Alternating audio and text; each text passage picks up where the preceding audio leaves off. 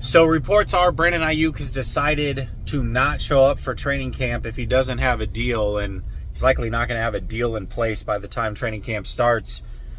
So we're not going to see Brandon Aiyuk at training camp. Now, shouldn't be shocking. I mean, I think Brandon Aiyuk has shown up to this point that he's really not playing around with this whole thing. He absolutely will hold out games, I believe. I've said that from the beginning.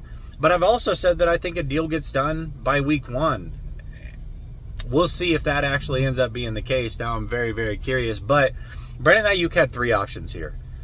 And all 3 options mean something different. If he had showed up and just practiced, then that means he knows that he's playing on the 5th-year deal, and he's fine with that, which clearly we know he's not.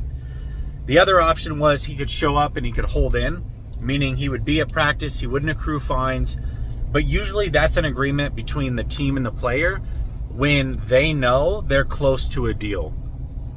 The other option is you're not necessarily close to a deal. You're not okay playing on that 5th-year option, so you're just not going to show up, which is what happened with Bosa last year.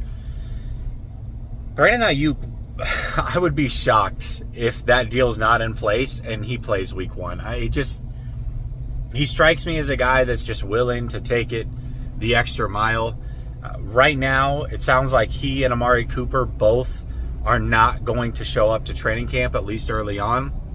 And this is a story worth watching. I mean, it's not the story that I would prefer to cover at camp. I would certainly prefer to cover the position groups and all the battles there and how close this team is to, competing for another Super Bowl, winning a Super Bowl, what have you. And I definitely will. I mean, that's what I'm going to camp for. I want to see how polished this team is. I want to see how a lot of these position battles play out, how these young players look, etc. But because Brandon Aiyuk's not going to be there, it certainly will be talked about daily. And I think the other thing that will be talked about daily is how these young receivers look. How does Pearsall look? How does Jacob Cowing look? That's going to be very important, because if Brandon Aiyuk is not going to be there week 1, somebody has to take his place. It's going to have to be one of these rookie receivers, and they are going to have to step up. And I think it's great for them too. I mean, talk about getting reps against starting caliber corners. We're going to see it in training camp. I don't give a crap what either of these guys look like against 2nd, 3rd string corners. Ambry Thomas, who really shouldn't be starting in this league. I don't care what they look like against those guys. I want to see what they look like against Demo, Charvarius Ward, etc. That's what I'm curious about. And it sounds like we're going to get some of those matchups.